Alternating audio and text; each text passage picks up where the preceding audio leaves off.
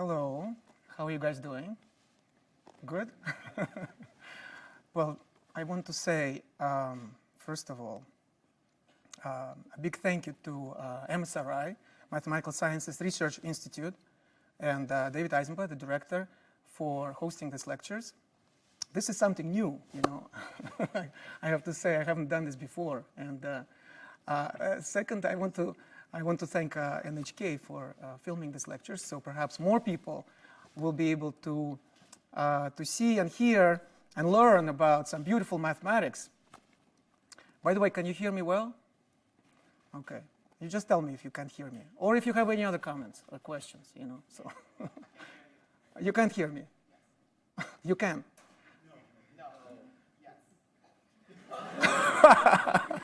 You see, it's already getting mathematical because the question is, can the same statement be true and false at the same time, you know? So I like a little more volume. But I wish I could say that I have control over the volume, but, you know, there you go. But then you realize that you don't really have control, and so you just go with the flow, right? So is the volume better now? All right. So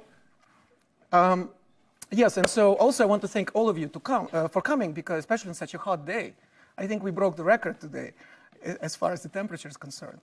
And so it's such a great pleasure, especially to see so many young faces, students and postdocs and professors and so on. All of us are young, of course, in many ways. And so I hope, you know, these lectures, which will be shown in Japan, are called the exciting lectures. It's a series of exciting lectures. And I already feel excited. And I hope you will too. So, which sometimes, you know, it's not the first word which comes to mind when we talk about mathematics, the word excited or exciting. But I think that that's because of the way we usually present mathematics to others, to non-mathematicians. We mathematicians, of course, know how exciting and fascinating the subject is. And my goal is to convey to you that excitement and that knowledge, you know, in such a great opportunity, really, to be able to do that. So,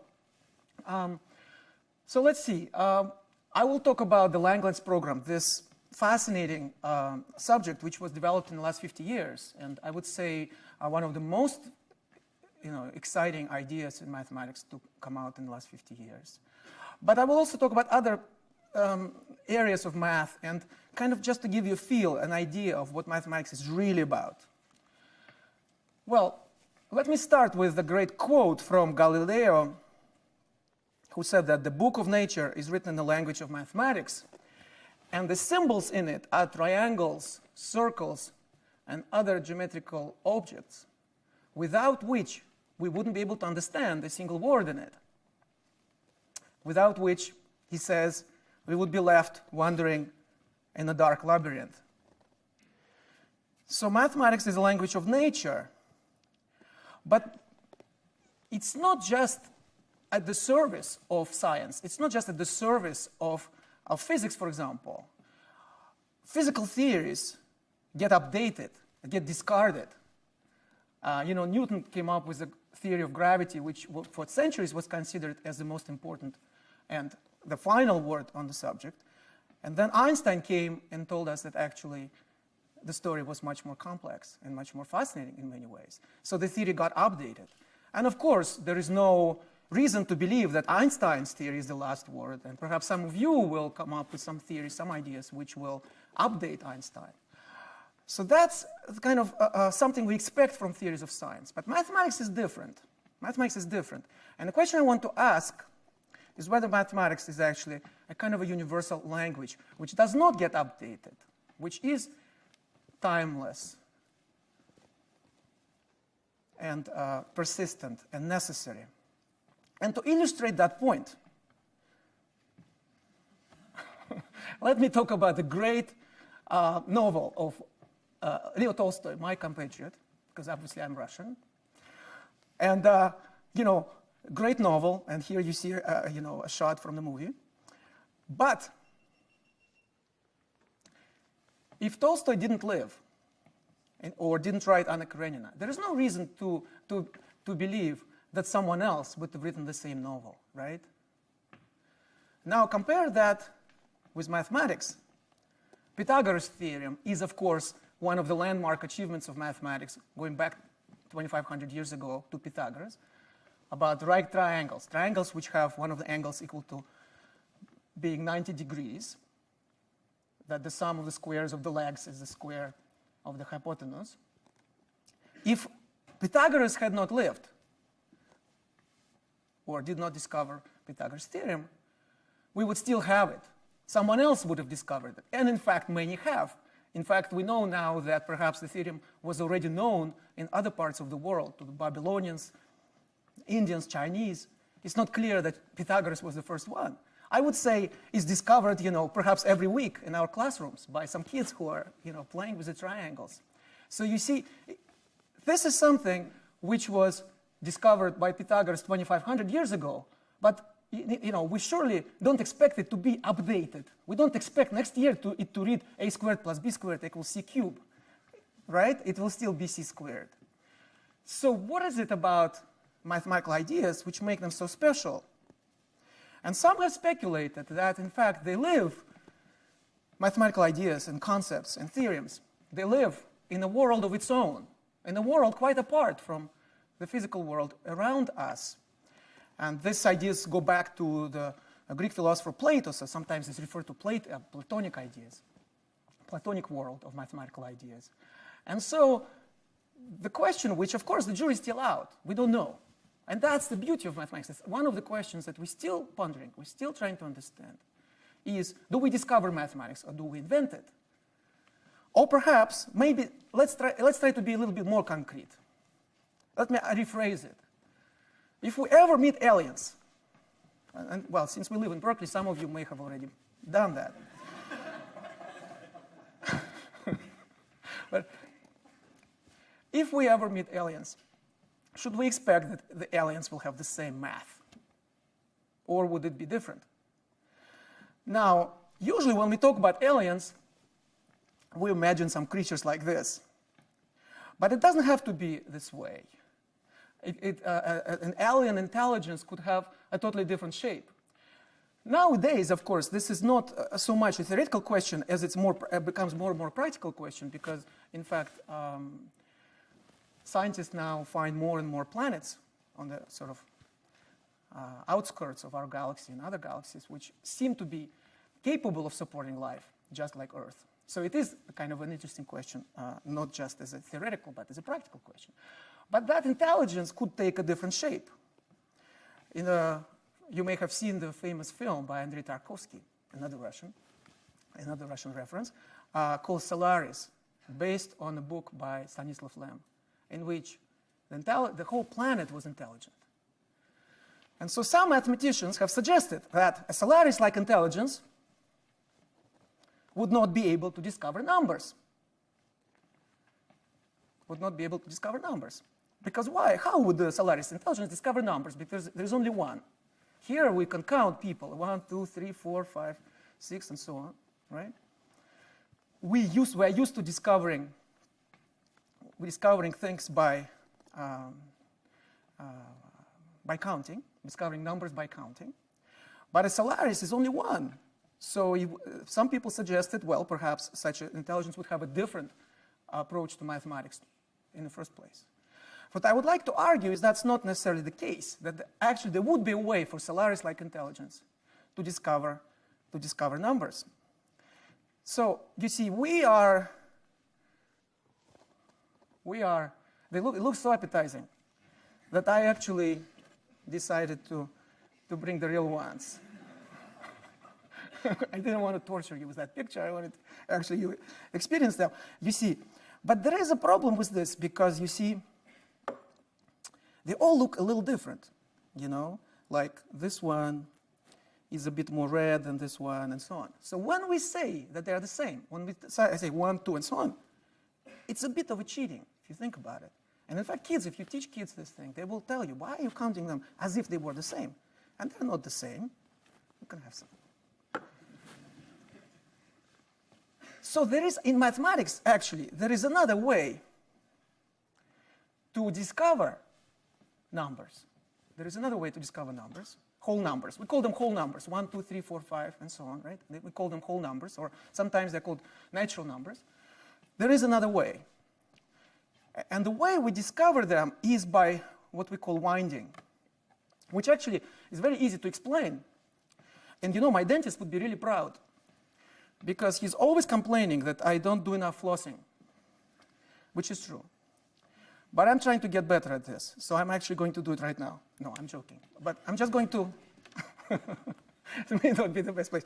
But, okay, but I just want to show you something. You see, when we have a floss, okay? When we have a floss, and then I try to wrap it around my finger like this. So what do I do? It's 1, 2, 3, 4, right? I'm actually discovering numbers by wrapping this string, that floss, around my finger. And in fact, it's better than strawberries, because there is no such thing as a -1 strawberry. At least I've never seen it. I bet it tastes awful. But with the floss, it's very easy to get negative numbers. You just wrap the floss around in the opposite direction, you see. So this way, you actually discover not just positive whole numbers, 1, 2, 3, 4, 5, but you discover all integers, all whole numbers, positive and negative. And there's a picture which illustrates that, you see. Now, so this is very clear, right? But you can also think of this as a circle wrapping onto itself. So you see, you have a circle, and you can think of the circle wrapping onto itself. So if you have an intelligence in the form of a circle or a disk, that would be a sure way for it to discover whole numbers, simply by realizing that it can wrap onto itself once or twice or 3 times. And if you do it in this direction, that would correspond to positive numbers. And if you do it in the opposite direction, that would correspond to negative numbers. Now, what is less obvious to a non-mathematician is the fact that a sphere can actually do the same. A sphere can also wrap onto itself a number of times. And there are 2 possible orientations, just like a circle being wrapping this way or that way. So this is something which we can't really draw a picture of. You know, we can't really draw the picture of, because it would actually require going from 3 dimensions to 4 dimensions to be able to actually do justice to that process.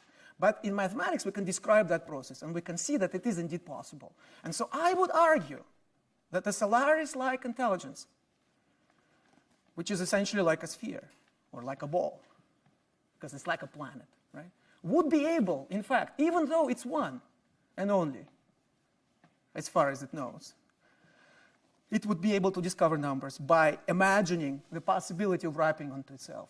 And so you see, so to me, this is a good indication of 2 things. First of all, that the first answer that comes to mind, that, okay, so it's only 1, therefore you cannot get numbers and so on, it actually may be the wrong answer. And it is the wrong answer, because, in fact, there is another way. And second, that mathematics allows you, kind of opens the door to some unexpected worlds and unexpected phenomena, which we don't even imagine, we actually could be connected to something we do, but we don't even realize it, you see. So that's the depth, and that's the beauty of mathematics that I'm talking about. Now, this process of wrapping onto itself is referred to in mathematics as homotopy groups. And so you see, this is one of the examples of the kind of things that we don't usually talk to the public about. We kind of keep it secret. We mathematicians, we are this sometimes I feel like we're this very small elite and initiated ones who know all this stuff, but we kind of keep it secret. And I think we should talk more about it. And what I will do today is I will not talk specifically about homotopy groups, which, by the way, are the staple, a very important concept of an area of mathematics called topology. But I will talk about groups, and I will explain what groups are from different perspectives. So this brings me to this sort of point that I wanted to make, which is that, you know, the difference between painting the fence and the paintings of the great masters. Yes, in both cases, paint is involved, but, you know, to very different ends. And I feel that sometimes the way mathematics is presented to us at school, you know, is more like the former. It's more like painting the fence, teaching us how to paint the fence. And if so, then of course we don't feel so motivated. Because people say, well, why do I need to learn this? If I ever need it done to my fence, I will just hire someone to paint the fence for me, without realizing that actually there is so much more. And so, in fact, what I would like to tell you in these lectures, what I would like to convince you of, would like to present you, is the idea that mathematics is more like the paintings of the great masters, like this Starry Night by Van Gogh. That in fact, mathematics is a hidden parallel universe, full of elegance and beauty, which is intricately intertwined with our world. So there is this element, people ask, why do we need to know? Why do we need to learn mathematics? Why do we need to learn this stuff?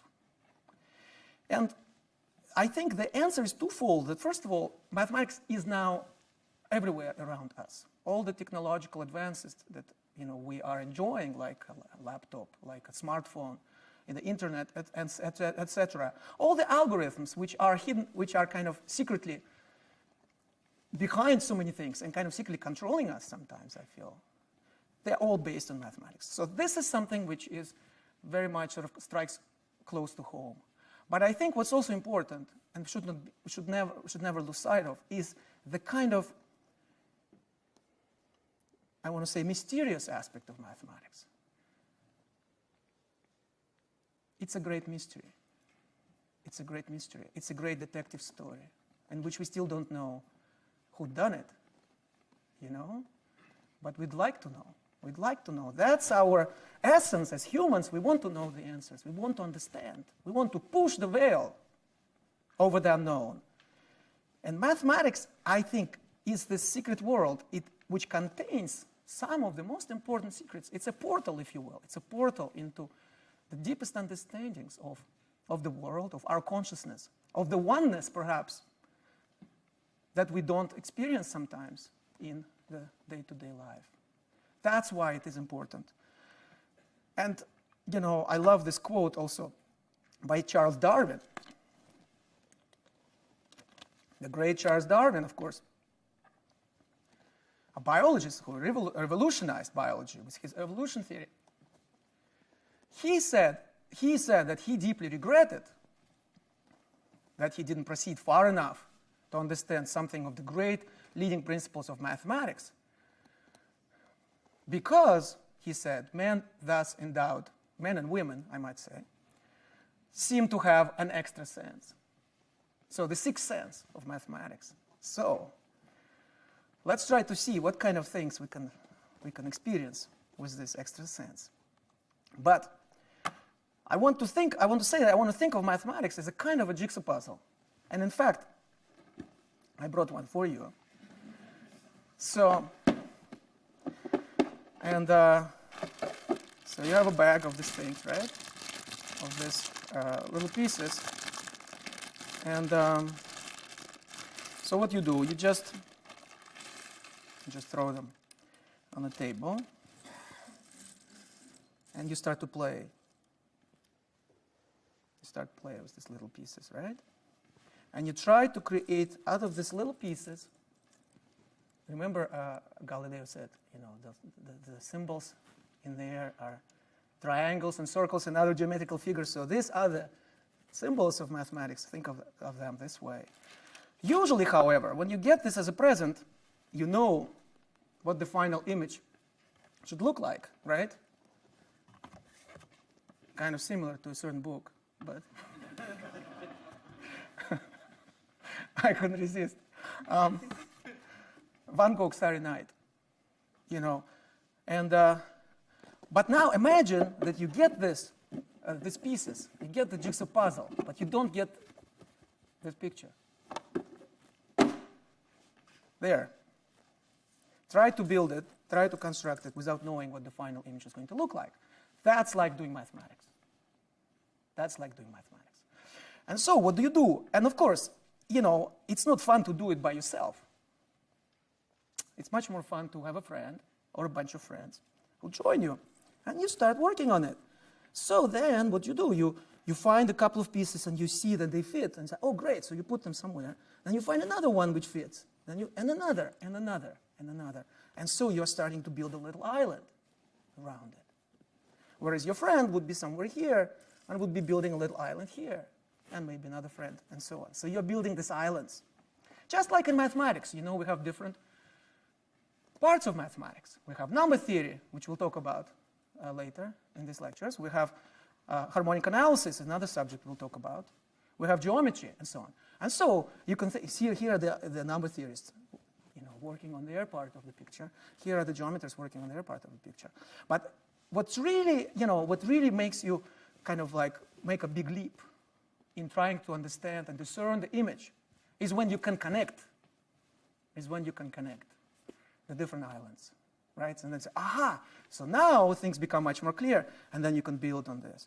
That's why in mathematics also, finding connections between different subjects, different areas of mathematics is so important. That's why we talk about unification, the idea of unification of mathematics. Understanding mathematics as this one, and realizing that it's only an illusion, that we feel that it has this many different parts. It's just our way of thinking. It's just our way of perceiving, approaching the world of mathematics. But it is actually one. So this has been a tradition in mathematics to try to find this unification. And another way I like to talk about it is to think of different continents of mathematics. So there are different continents on the planet mathematics. And they are kind of like, you can think of a kind of a jigsaw puzzle trying to connect them with each other. So what are these continents, though? What are specifically the continents? Now, there are many of them. But in these lectures, I will focus on 3. And not because they're more important, by no means. But just as an illustration, just as an example, I would like to focus on 3 of them and on the new connections, novel and exciting connections, which Langlands Program is pointing us to. So what are the subjects? The first one is number theory. So it's a study of numbers, and we'll discuss in more detail what I mean by numbers. What kind of numbers? Because, you know, there are all kinds of numbers that one could talk about.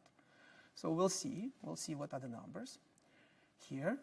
Then another one, which will be essential in this story, will be harmonic analysis. So what is harmonic analysis? Harmonic analysis is the study of harmonics. When I say harmonics, here's what I mean. If you hear the sound of a symphony, if you go to symphony hall, or you listen to it on your computer or whatever, we all realize that that sound is built from the sounds of individual notes played by individual instruments. Now, each note can be represented mathematically as a wave. It is actually a sound wave, which goes from the instrument and reaches us. And mathematically can be modeled by trigonometric functions like sine and cosine. So these are the elementary harmonics. We call them harmonics. And the idea is that even though each of them is kind of simple and doesn't carry so much, but in their unity, when you bring them together, something magical can happen. The kind of superposition of those harmonics can give you, a beautiful sonata or a concert. So that's the idea of harmonic analysis. The idea that a general function or signal, a mathematician would say a function, can actually be broken into pieces which are like elementary harmonics, but now you try to do it in a more general setting. That's the idea of harmonic analysis. And then, of course, we have geometry. Now, usually when we say the word geometry, we are thinking about the geometry that we study at school. And what we study at school is the so-called Euclidean geometry. Because it goes back, it's a particular specific part of geometry, which is called Euclidean geometry, which goes back to Euclid about 2,300 years ago. He wrote this famous book, Elements, which is very important. And it is essentially the study of a plane like this tabletop, extended in all directions to infinity. So what do you have on this tabletop? You have lines and triangles and points and so on. And that's what we study at school, right? So But now imagine that this is what was done 2,300 years ago. And of course, there are many other branches of geometry. There are many other ideas in geometry. There is also non-Euclidean geometry. But we keep studying Euclidean geometry at school. It is like, studying Homer in our literature classes. And Homer lived more or less the same time, 2,500 years ago. And just stopping right there and never learning, never reading any other books and saying, well, that's all we need to know. Well, obviously, that's ridiculous. We do read contemporary literature or the kind of stuff that was written in the last 2,500 years. And I'm not, saying that Euclid is not important. He's incredibly important because his book, Elements, was sort of the first book in which he used the rigorous deductive method for developing a mathematical theory. Just like Homer was important for laying the foundations for the canon of Western literature. But we don't stop at Homer, and we shouldn't stop at Euclid. Now, when people say, oh, no, Euclidean geometry, it must be something terribly complicated. Well, it's not. It's the study of shapes, just like this basketball. It's a sphere. So instead of lines, you have meridians and parallels. And you also have triangles. They're kind of curved triangles. Kind of much more fun, I would say, than the plane geometry. No pun intended. You see? And by the way, the surface of the Earth is not flat. It's spherical. But obviously, in today's math classes, if you go to today's math classes, the Earth is still flat in there, Moreover, we learned from Einstein is that our space, our three-dimensional space we live in, or space-time, the four-dimensional space-time we live in, is not flat either. It's curved. A ray of light would not travel in a straight line, but would bend around the star. And this has been proved. And by the way, Einstein's theory was based on a mathematical theory of a German mathematician, Bernhard Riemann, which was developed 60 years before Einstein's relativity theory. Einstein's relativity theory, by the way, we are celebrating 100 years of Einstein's relativity theory, general relativity theory, this year. But Einstein was informed, and his work was based on the work of mathematician Riemann, which gave birth to what we now understand, non-Euclidean geometry, you see. So my point is, geometry is much richer than we usually, get exposed to. And it involves shapes like this, or like this, like a torus, the surface of a donut, or whatever you want to call it, the surface of a Danish pastry or something, right? I don't know why all my references are related to food today. So let's put this down for now. So what I want to talk to you about is about the Langlands program. So Langlands is a mathematician, Robert Langlands is a mathematician who is depicted on this picture at his office at the Institute for Advanced Study, where he is now Professor Emeritus. In this in detail, the office which you see on this picture, the office he still occupies, is the office which used to be occupied by Albert Einstein. So I sometimes, I joke, I say, well, everybody knows who Einstein is, but very few people know who Langlands is. Why is that? Why is that? So what I would like to do in these lectures is to tell you about his program, the Langlands program, and which is an attempt to unify, to find bridges between these continents of mathematics I talked to you about, number theory, harmonic analysis, and geometry. This is a theory which he initiated, and we'll talk much more in detail about this throughout these lectures, in 1967, almost 50 years ago, in a letter to another prominent mathematician, André Weil. His initial goal to find unexpected connections, surprising connections between number theory and harmonic analysis.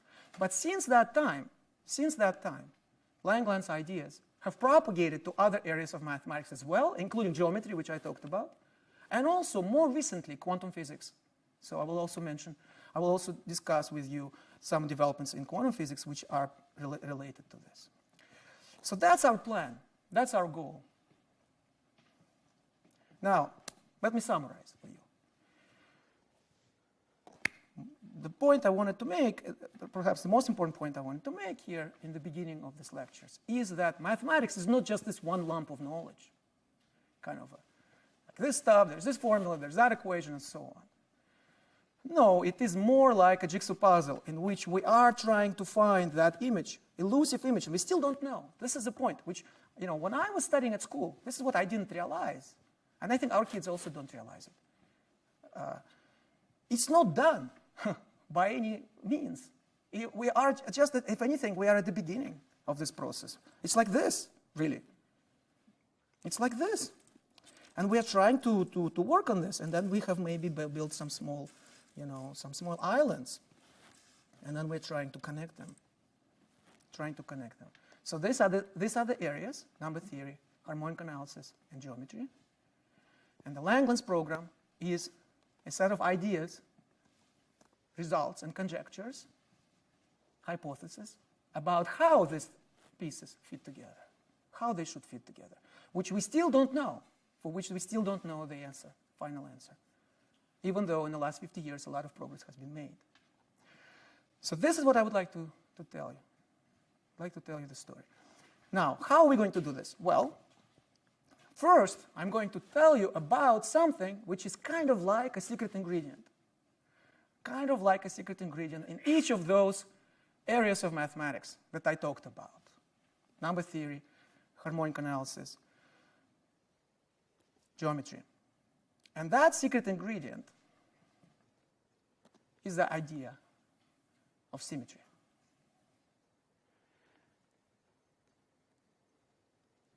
So symmetry is something very important in mathematics, and it pops out in different branches, in different continents of mathematics, seemingly independently, but then we see it's the same idea.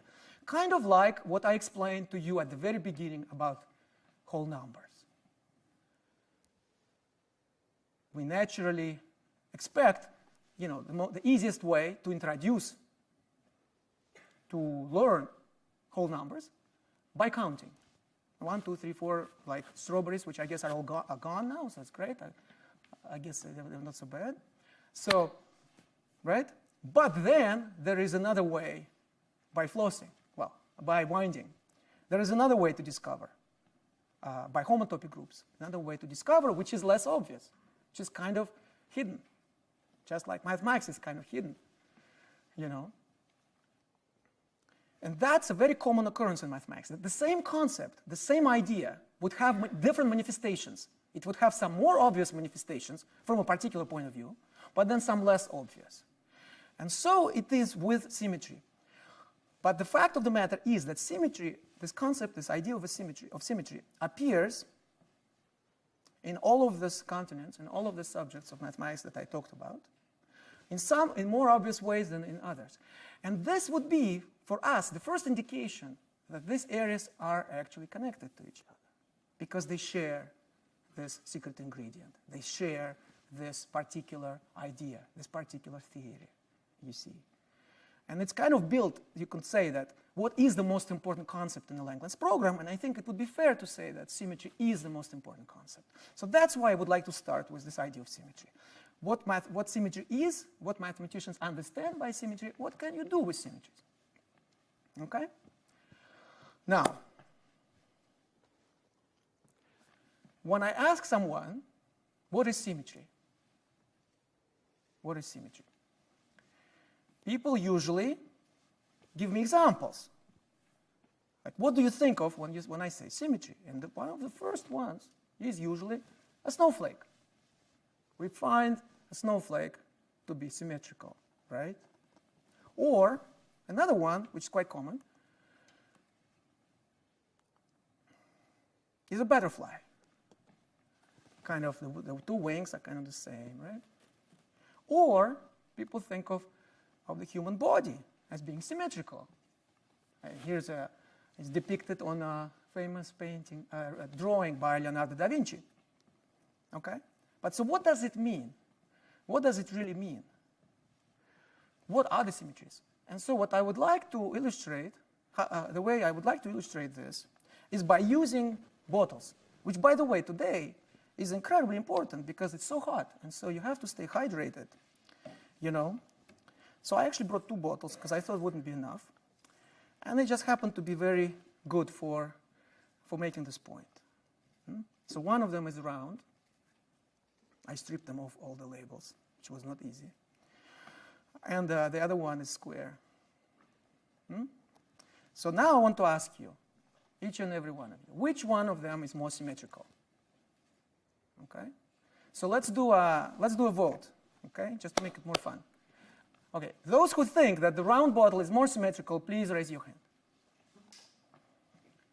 Okay. All right, and now those who think that the square bottle is more symmetrical, please raise your hands. Okay, well, at least there is at least non-zero number of people, well, who try to supporting the underdog, right? So, okay, now what do? Shall we say now that because the first answer got the majority, that this is how it is? That's how we decide, usually, in life, right? It's called democracy. And sometimes it works. But in mathematics, we don't do it this way, right? In mathematics, we have other ways to reach the truth. And in fact, when you become a mathematician, you realize that the easiest answer is usually not the right answer. However, in this case, it was the right answer. So congratulations. But now let me give you an argument. In other words, we don't accept things just because the majority of us believes it to be the case. We have to give an argument. We have to give a proof. And so here's the argument. Here's how I would argue that indeed the round bottle is more symmetrical. I will say, let's look at the transformations of this object that preserve its shape and position. So here is a round bottle. And I'm thinking, what can I do to it? What can I do to it so that it does not change its appearance, you see? And it's easy to realize that any rotation of this bottle, any rotation at all, about the central axis, or like imagine like a vertical axis going through this bottle, by any angle at all, would not change it. What do I mean not change it? So let's suppose you turn away, right? And I do this, and you look back, right? You won't know the difference. I mean, there's some dimples here, but okay, let's ignore that. So, right? So that's what I mean by that. Now, if I look at the square bottle instead, we'll see a totally different story. If I turn it by a random angle, then you would know the difference, because it would change its position. However, if I turn it by 90 degrees, or 180, or 270, it will not change its position. So, these are the transformations that I'm interested in, and we see that for the round bottle, arbitrary rotations will do. For the square bottles, only 4 rotations will do, the multiples of 90 degrees. 90 degrees, 180 degrees, 270 degrees, and 360 also, because actually we'll come back to, like every point will get back to its original position, so yeah, for sure, that will not change it either. And now the main point. The main point is that we call such transformations symmetries. A symmetry is a transformation which preserves the shape and position of an object. So what do we find? We find that the round bottle has, as symmetries, all possible rotations by all possible angles, whereas the square bottle only has 4 by 90 degrees, 180 degrees, 270, 360, right? So which one is more symmetrical? Well, the one which has more symmetries. One has infinitely many symmetries because there are infinitely many possible angles from 0 to 360 degrees. And the other one only has 4. So surely the round bottle has more symmetries, therefore it's more symmetrical. So that's the argument. Okay? Any questions? By the way, don't be too shy. Don't be shy. If you say something, you can raise your hand, and depending on how the flow of the lectures, I might actually ask you to pose a question, or maybe we wait till the end. You have a question, all right? The transformations that you're talking about, are they supposed to be rotations? Because we just discussed that in the model case. I mean, you could make it any weird object and then compress it backwards. That could also be symmetry, right? So the question, let me repeat the question so that everybody can hear. The question is, to what extent I'm talking about symmetries rather than symmetries of a specific object like a bottle. And the point is to realize that when I talk about symmetries, symmetries don't exist abstractly. I cannot say symmetry. I have to say symmetry of what, right? So symmetry of this bottle, symmetry of this bottle, symmetry of this table, you know, symmetry of whatever. You see, so it is all pegged to a particular object that we're discussing. But right now we're discussing two objects, these two bottles, so we're discussing their symmetries. This, what works for one of them would not work for another, etc. And we'll see more examples in a bit. Now, the conclusion we reach here is that the round bottle is more symmetrical than the square bottle. But if you are a mathematician, you don't stop here. So this is the point. So you make the next step. So you see, this is already quite good, because there was a question which was kind of posed. It was not quite clear what it is meaning. Intuitively, we felt that the round bottle is more symmetrical. And now we have a conceptual explanation, which is nice. But it's not, this is not yet mathematics. This is not yet mathematics. Mathematics begins when you then make the next step and say, let us look at the symmetries of a given object, at the collection of all symmetries of a given object, such as a round bottle or a square bottle, as an object of its own, as an object of itself, you see. That's when we start doing mathematics. So we look at all symmetries of a given object. And so, for instance, round bottle, and then we can ask, can we actually think of them as something geometrical, a geometrical entity? The set of all rotations. Anyone? What do you think that is? The collection of all possible rotations. Don't be shy. Yes? Microphone. It's all right. You can say, I will repeat it. Rotational. But what exactly is the set? Right? So, okay. From 0 to 2 pi. 0 to 2 pi. 0 to 2 pi. So all numbers from 0 to 2 pi. But theoretically, it could be any range of continuous numbers of a difference between the lower range and the top range of 2 pi. Okay, but how do you can you visualize it? Can you imagine it as something? A circle. A circle. Very good. So this is exactly the right answer. Good job. So, a circle. Now, in your earlier version was from 0 to 2 pi, because we measure angles sometimes in radians, sometimes in angles, so that would be from 0 to 360, sometimes in radians, so we measure from 0 to 2 pi. But there is an important catch, that 0 and 2 pi are identified. Rotation by 2 pi or rotation by 360 degrees is the same as no rotation at all. So instead of visualizing it as an interval, you know, if it were indeed just a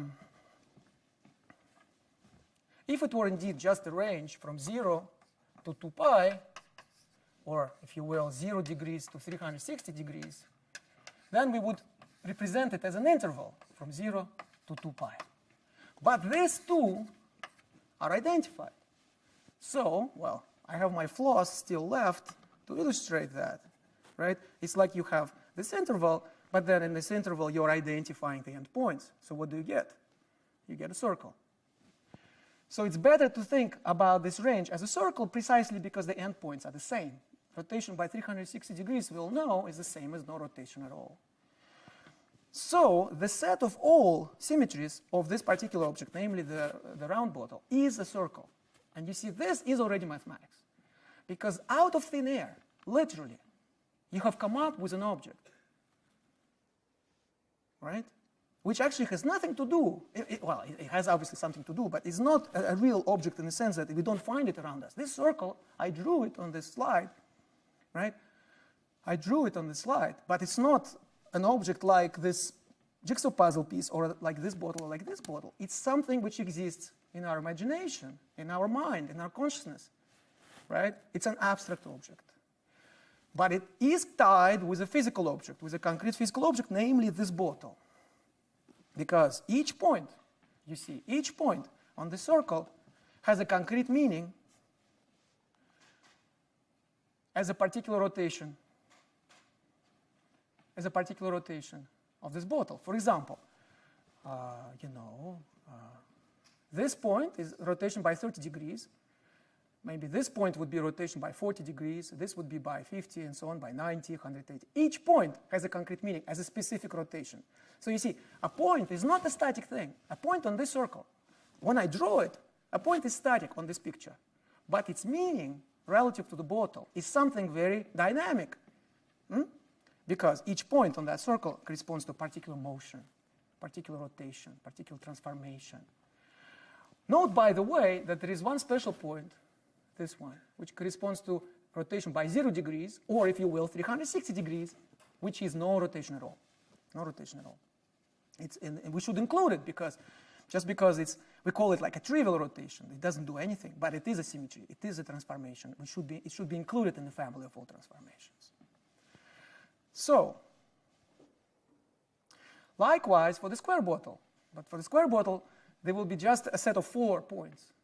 Just this set of 4 points, which you can think of them as the points where this one specific point, on one of the points on the edge of a bottle, would be sent under this rotation. So we have created 2 mathematical objects out of our bottles. One is a circle, and the other one is a set of 4 points, the corners of this picture. And there is more. So we could stop here, and it's already interesting, because we have already created something that we could study abstractly, mathematically. But then once you create that object, which we have done already, you start wondering whether it has any hidden structures, whether it has any particular things that we can do to points of that object. And we realize very quickly that actually there is more, because if I rotate this bottle, by, let's say, 30 degrees, okay, it doesn't change its position, so fine, it's a symmetry. Then I rotate again by 20 degrees. The net result of these 2 motions, the net result of these 2 operations, is rotation by 50 degrees. So it means that I can apply these motions, these transformations, back to back. So they kind of, at first, it looks like the points of the circle, which represent all the symmetries, are kind of living separate lives. They don't know about each other. But actually it turns out that there is a very complex relationship between them. That actually, given any 2 points on that circle, we can produce a third one by simply applying the 2 transformations back to back. Mathematicians call that composition of 2 transformations. Composition means applying back to back. In the case of a circle, it's just the addition of the angles, clearly, because each point on the circle, as I explained, each point of the circle is, of course, just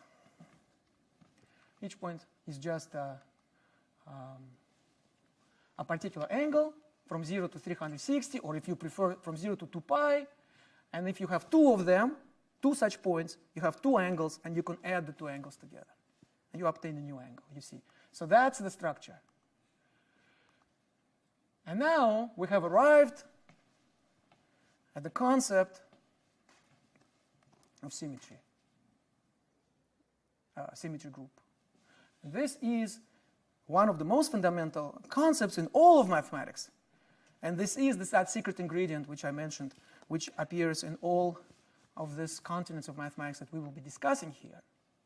By the way, when I talked about how a Solaris-like intelligence would discover numbers, by wrapping, this is what mathematicians call homotopy groups. So they are also groups, but these are the groups appearing in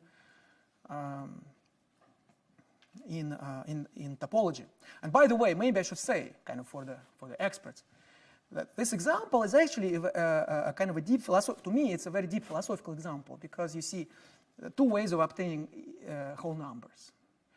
One is by counting. So this is a way which comes from what we call set theory, which, by the way, is another continent of mathematics, set theory, which was developed initially by a great German mathematician, Georg Cantor, at the turn of the 20th century.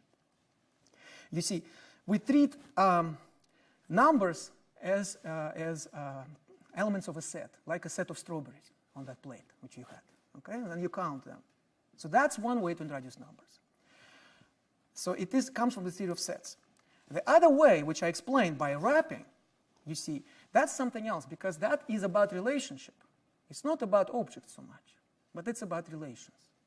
You have a circle wrapping onto itself, or you have a sphere wrapping onto itself.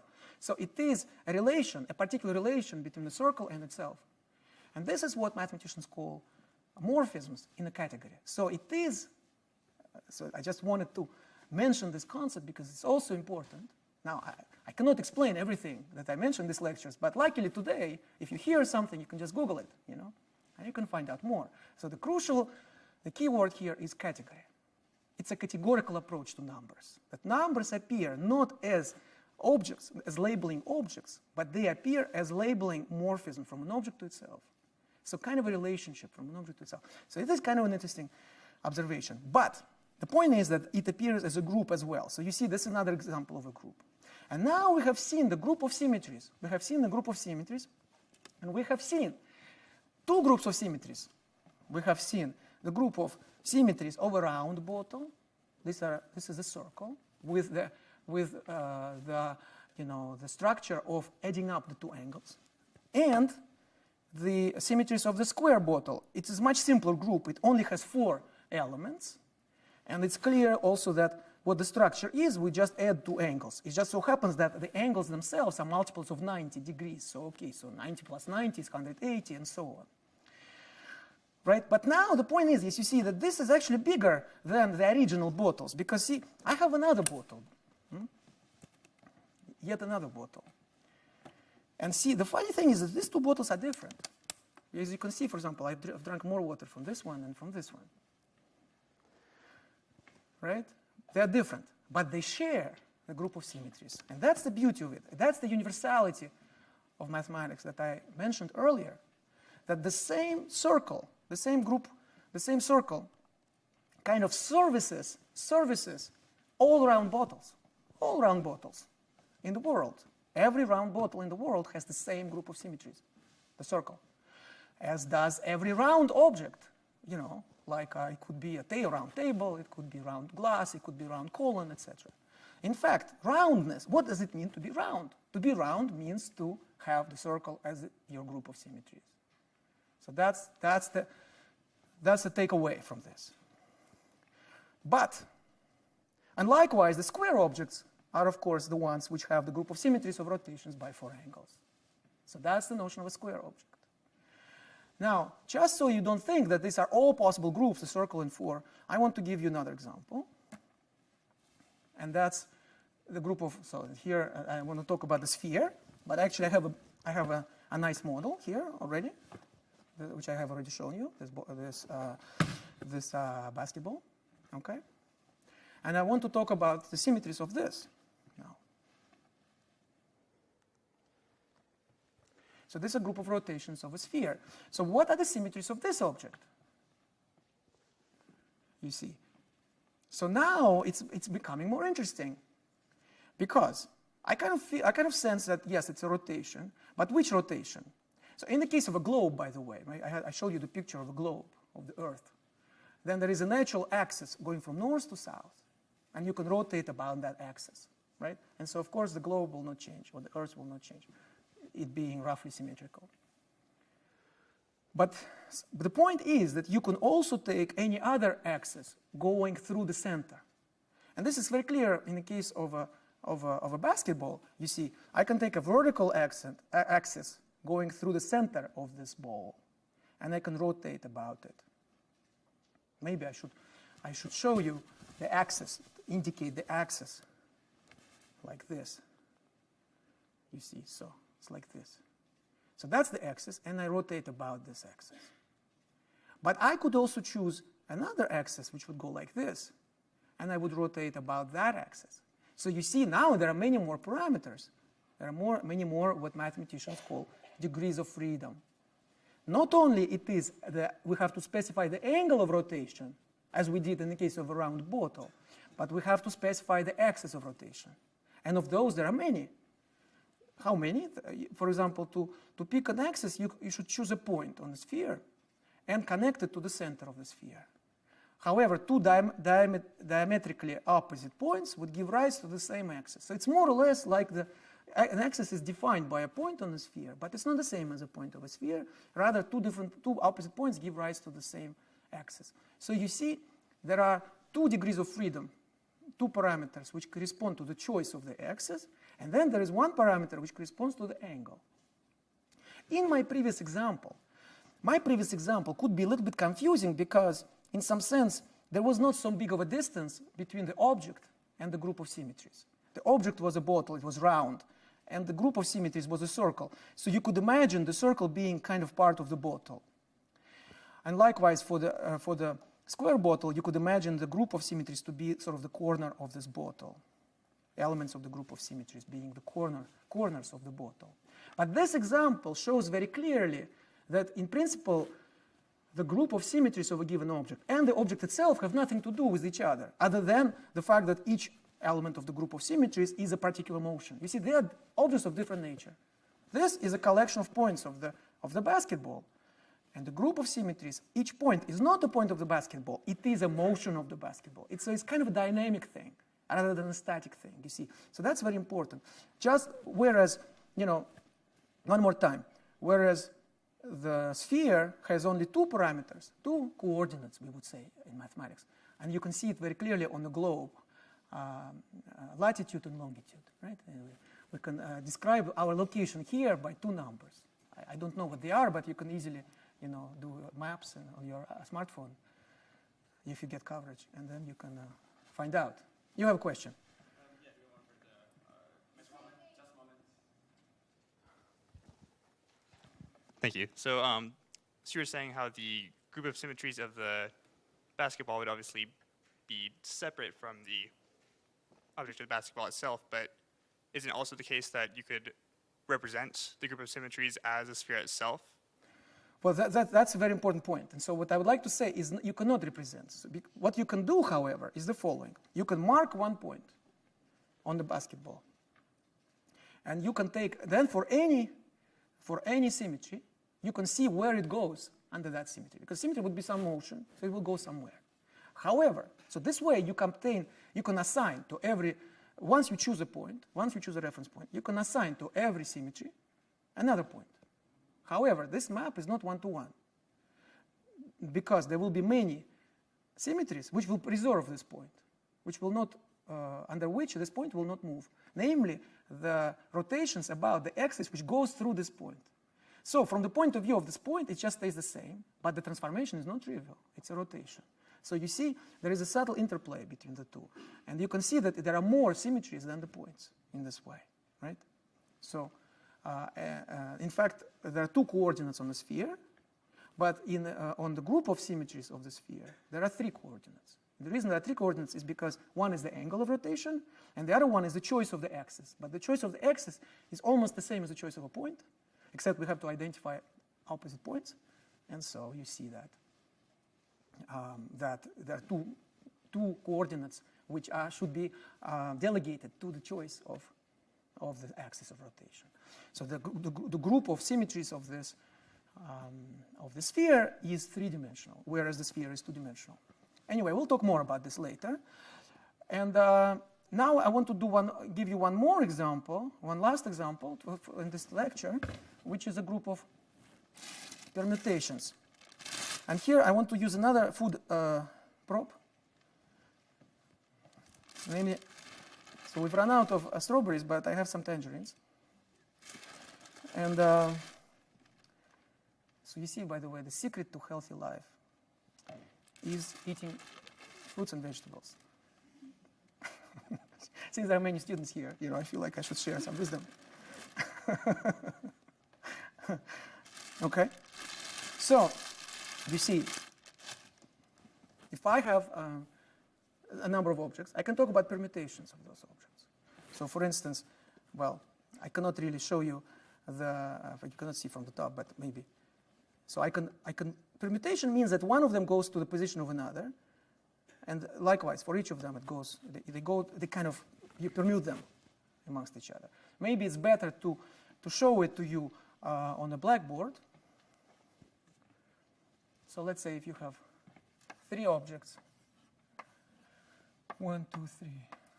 And then you have a permutation would be a particular way of where, assigning where the first one goes, then where the second goes, and where the third goes. So for example, we can say, first one goes here.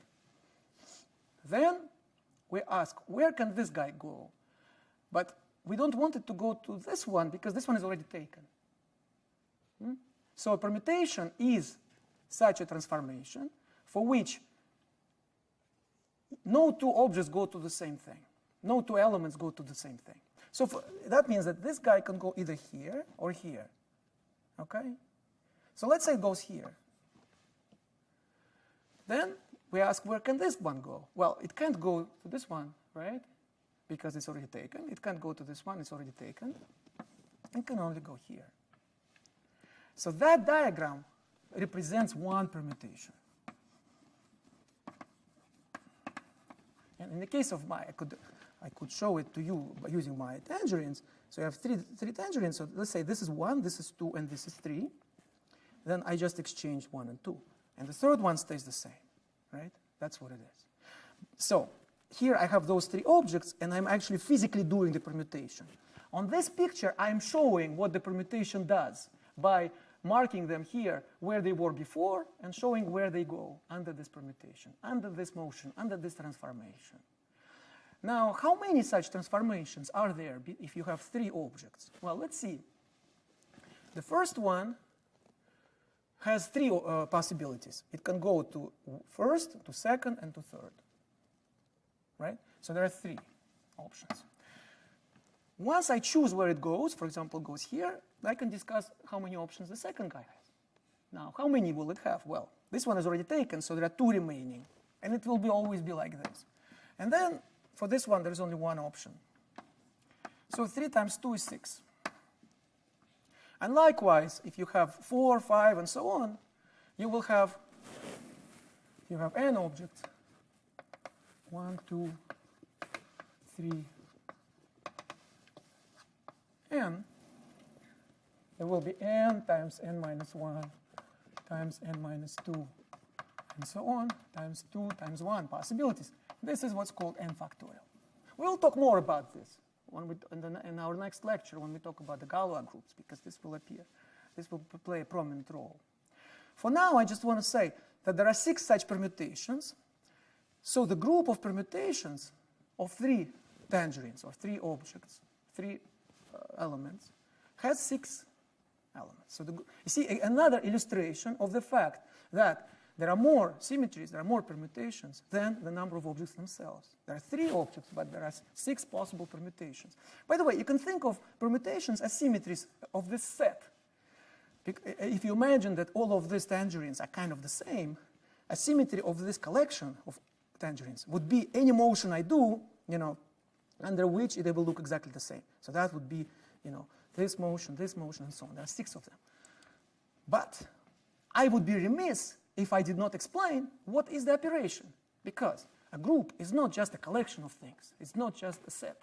A group is a collection of things together with an operation, which is applying back to back. So, but that should be clear from this picture, because let's say I do one more. So let's say now this one goes here. And then this one goes here, and this one goes here. So this is a permutation, and this is a permutation. And as I promised to you, in a group, given any 2 elements, you can obtain a third. So what will be the third? The third will be a permutation which you obtain by tracing these arrows. Under this permutation, 1 will go to 2, then to 1. So the net result would be it will go to 1. 2 will go to 1, then to 3. So the net result would be to go to 3. And 3 would go to 2, you see. So that's a new permutation, which is obtained by combining or by adding together these first 2. Just like 2 angles can be added to each other to obtain a new element of the circle group, and so on. Okay? So these are just the first few examples. And what I want to finish this lecture with is by summarizing what we have done so far. So far, we have discussed the secret ingredient of the three continents of mathematics, which will be our main interest in these lectures. Our main interest in this lecture will be number theory, harmonic analysis, and geometry. And all of these continents of mathematics, all of these areas of mathematics share one thing, which is that symmetries play a very natural role in them. And so far, we have discussed how symmetries appear in geometry, because obviously we talked about rotations and things like that. So these are the things of geometric nature. But I don't want you to think that this is the only way that symmetries appear. It's like thinking of appearance of numbers, whole numbers, through counting. It's only one way. There are other ways to come up with numbers. And likewise, there are other ways to see the appearance of symmetries. And what we will discuss in the second lecture is the appearance of symmetries in number theory. This will be our next subject after the break. And we will talk about what's called the Galois groups. Galois groups are groups which appear naturally in the study of numbers, which were introduced by a French genius mathematician, Évariste Galois, in the early 19th century. And in fact, he did this work even though he died very young. He was killed in a duel when he was just 20 years old. So the next lecture, we will discuss this. And then, later on in these lectures, we will also talk about the appearance of symmetries in harmonic analysis, as well as in quantum physics, where we will see that symmetry groups actually played a tremendous role in our discoveries, in physicists' discoveries of the fundamental blocks of nature. I will talk about the appearance of symmetries in the discovery of quarks, and quarks being the small pieces of constituents of protons, neutrons, and other elementary particles, or rather I should say particles which had been thought to be elementary but turned out to have those constituents inside. And that story is a beautiful story of application of mathematical ideas of symmetry as well. And it is through understanding the symmetries, somehow the symmetries would weave these connections between these continents of mathematics, and this will be our way to understand the Langlands program. So let me stop for now, and we'll continue after a short break. Thank you very much.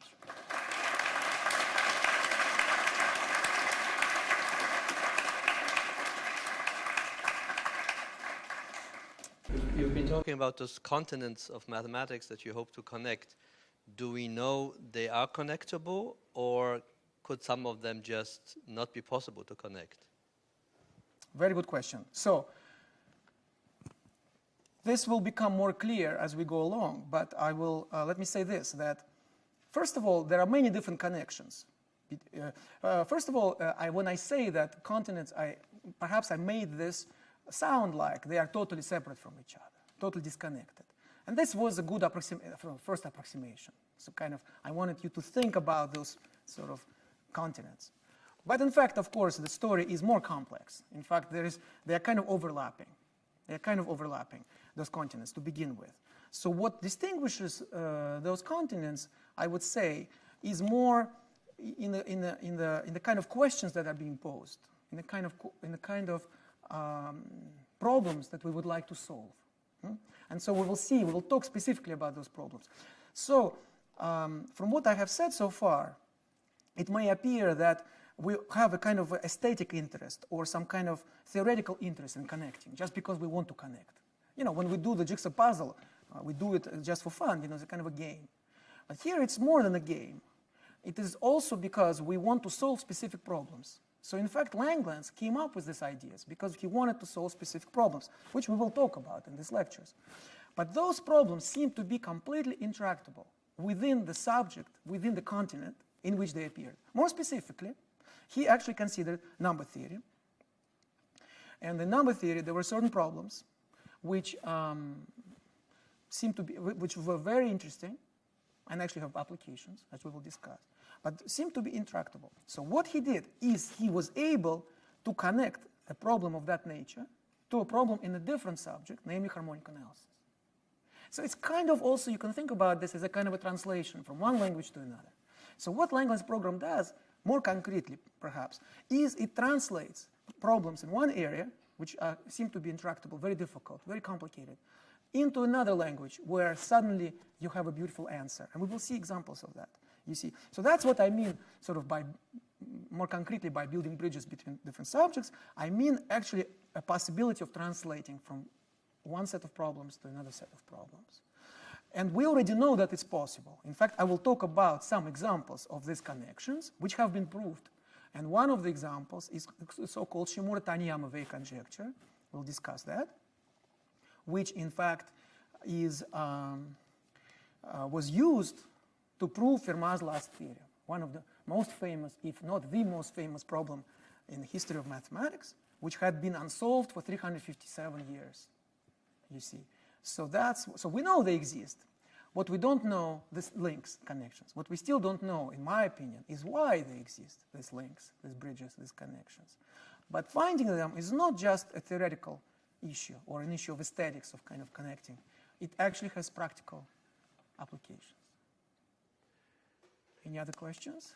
Yes, question over there.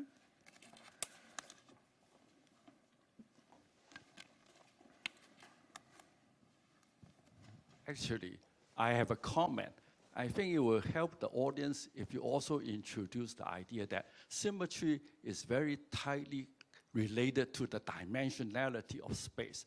For example, when you have a two-dimensional space, you have a circle, you don't talk about reflection symmetry, whereas when you go to a sphere, That's right. then you have to worry about reflection That's as right. a That's right. symmetry But operation. that's right. So that's a very good point. So there is a notion of dimensionality, and I kind of tried to go around, dance around it. I did say that the sphere is two-dimensional, and the group of symmetries of a sphere is three-dimensional, without really explaining what the dimension is.